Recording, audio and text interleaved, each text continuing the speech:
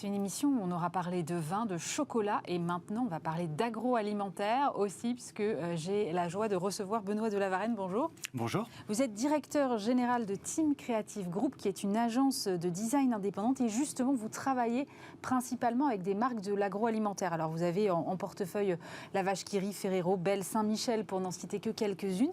Et moi je m'intéresse beaucoup à ces questions de design et je me demandais...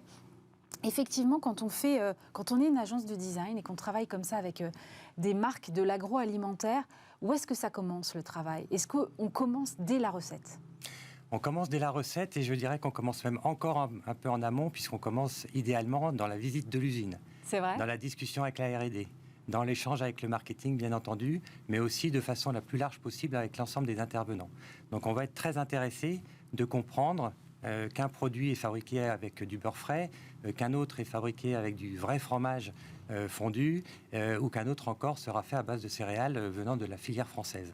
Donc ce sont des éléments qui vont être absolument capitaux pour que derrière, dans l'expression stratégique et créative du design, on soit plus juste et plus dans l'ADN de la réalité du produit. Et vous pouvez suggérer à vos clients de modifier une recette ou vous pouvez pousser ce curseur jusque-là?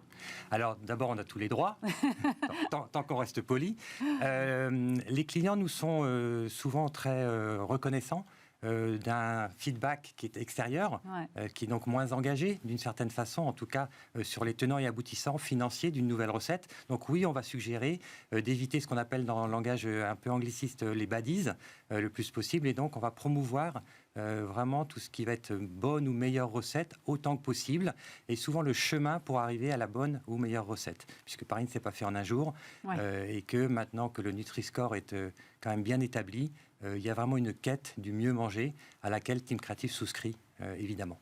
Alors, votre dernier fait d'armes, si je puis dire, c'est la refonte de Tic Tac. Moi, je voudrais déjà qu'on commence par le brief. Quelle était la problématique du client à ce moment-là? La problématique du client est assez simple. On a un produit Tic Tac qui est né dans les années 70, en l'occurrence en 69, les années hippies, les années de spontanéité, d'une certaine liberté en tout genre. Et en fait, et depuis ce moment-là, le design, la partie design de Tic Tac, pas de Team Creatif, était devenue relativement mécanique, un peu en pointillé, un peu d'une certaine façon sans émotion. Elle avait perdu cette âme. Et donc, le brief était très très simple. Redonner sur 2 cm², c'est sans doute le plus petit packaging du monde, mais oui. la valeur émotionnelle de l'année de naissance ou de la création ou de l'envie de créer Tic Tac il y a maintenant 50 ans. Donc c'était un peu comment est-ce qu'on revient aux sources, si je vous entends bien. Exactement, c'était revenir aux sources d'un cœur mentholé entouré de 100 couches de vanille. Il faut quand même imaginer 100 couches de vanille autour du Tic Tac? Exactement, du cœur mentholé. Mais non, mais personne ne le sait. C'est pour ça que je me permets de le révéler à nos téléspectateurs. Incroyable. Et en fait, cette fraîcheur qui, justement, très spontanément, vous libère un petit peu les chakras et vous donne envie de continuer votre journée, nécessitait que le design soit un peu plus à la hauteur de son rayonnement, de cette spontanéité que tout Tic Tac users ambitionne d'avoir. Alors vous avez retravaillé le logo notamment et c'est vrai que moi je l'ai vu et je l'ai décortiqué pas mal et je me suis dit mais le changement est quand même assez subtil. Dans quelle mesure ça a un impact quand on fait des évolutions aussi douces? Et en même temps je me dis, un logo aussi connu que Tic Tac, de toute façon on ne peut pas le mettre à plat. 2-3 éléments très importants. Ce sont souvent les évolutions douces qui sont les plus prometteuses et également les plus difficiles. Et si vous n'évoluez pas, même doucement, il y a un moment ou l'autre où vous sortez des codes de la catégorie, des codes du marché, il est encore plus dur de revenir. Donc en fait, on promeut vraiment chez Team Creatif justement cet enjeu de évolution au rythme de 3-4 ans à peu près. Et la façon dont on le travaille, et c'est vraiment au cœur de l'ADN de Team, dans notre façon de réfléchir les marques, c'est qu'elle est dans l'histoire des assets, des atouts créatifs et graphiques de la marque, des éléments qui peuvent devenir beaucoup plus iconiques et beaucoup plus, ou mieux disant, du positionnement. Et en l'occurrence, pour Tic Tac, on n'est pas allé chercher très loin, mais il fallait le trouver. C'est la pastille, c'est le produit, c'est le bonbon lui-même. Et donc, on est allé en fait retravailler ce qu'on a appelé, je suis désolé encore une fois pour l'anglais, les Rays of Positivity, donc les rayons de positivité en français, on va quand même le traduire, qui est un concept créatif aussi simple que génial, et qui va nous permettre en fait, à partir d'un logo simplifié, un petit peu plus en aplat, des illustrations un peu modernisées, de faire rayonner justement l'ensemble des codes de design. Et en fait, sur 2 cm², évidemment, la visibilité est relativement pointue. Ouais. En revanche, quand vous allez l'avoir très bientôt sur un 4x3 ou en format digital vidéo, on va sentir ce rayonnement venant du cœur mentholé de notre tic-tac. Alors justement, c'est là où ça m'a beaucoup intéressée, parce qu'effectivement, on a cette feuille au milieu où il y a écrit tic-tac en vert que tout le monde connaît, et puis autour, vous avez comme ça rajouté des rayons faits avec cette fameuse pastille. Et je trouve ça super intéressant, ce narratif que vous expliquez très bien sur les rayonnements de la positivité, la référence aux années de création de Tic-Tac que moi j'ignorais par exemple en tant que consommatrice. Et je me dis, tout ça c'est super, mais comment on le raconte ? Parce que le consommateur, quand il va voir le logo, il va dire ok, ils ont mis des petits rayons de soleil, mais il ne va pas avoir tout ce que moi j'ai grâce à ma conversation avec vous. D'abord, merci de vos compliments. Il ne va pas l'avoir, et c'est ça la complexité de notre métier, mais aussi la beauté.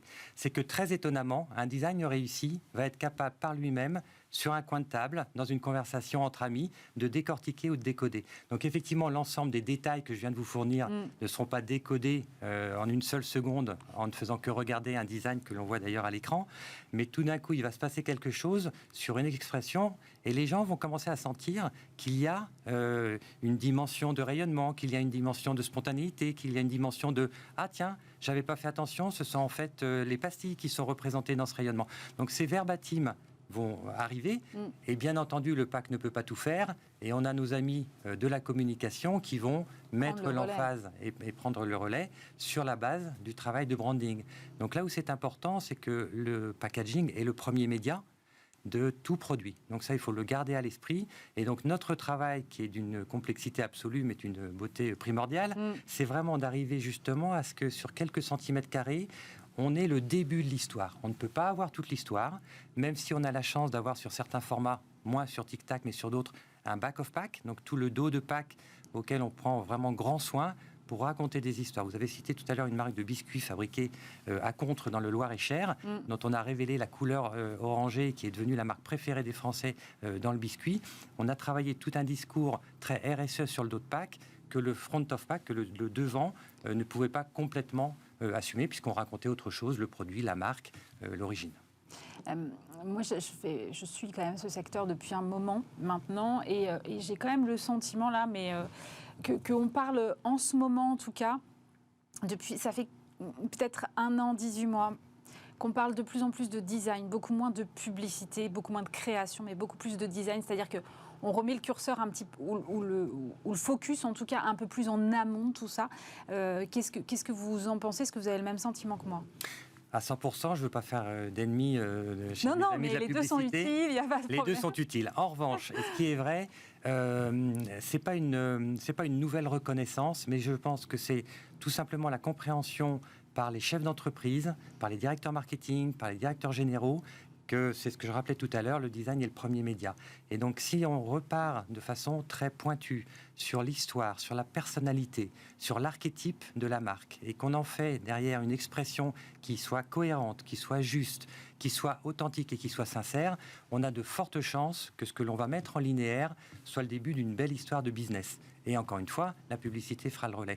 Mais l'éclatement de la publicité, la complexité des réseaux sur lesquels en fait on essaye de toucher, de segmenter l'ensemble de la cible, rend peut-être aujourd'hui la notion de communication un peu plus complexe, alors que finalement on a un accès aux produits et au design de tous les jours. Et c'est important également de préciser, de se souvenir que, hormis les fonctions d'hygiène, de transport, donc d'importance du packaging, un produit tel que Tic-Tac va se retrouver dans votre sac à main, dans votre vide-poche, dans votre sac de sport. Donc vous allez avoir un contact avec la marque qui sera, si ce n'est quotidien, quasi hebdomadaire et extrêmement fréquent. Donc en fait, encore une fois, l'importance que l'on va pouvoir mettre ou porter au design va se ressentir, va être extrêmement impactant sur des dizaines et des centaines de milliers de points de contact pour un produit. Et je pense, par rapport à votre question, que c'est une prise de conscience des seniors. Quand je dis des seniors, c'est du top management, de se dire, et finalement, est-ce qu'il ne faut pas remettre un peu plus d'emphase et d'importance ? Et on le ressent également.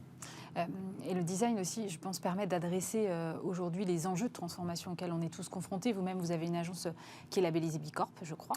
Tout à fait. C'est le design responsable, c'est l'avenir du design de toute façon. On est au cœur du sujet.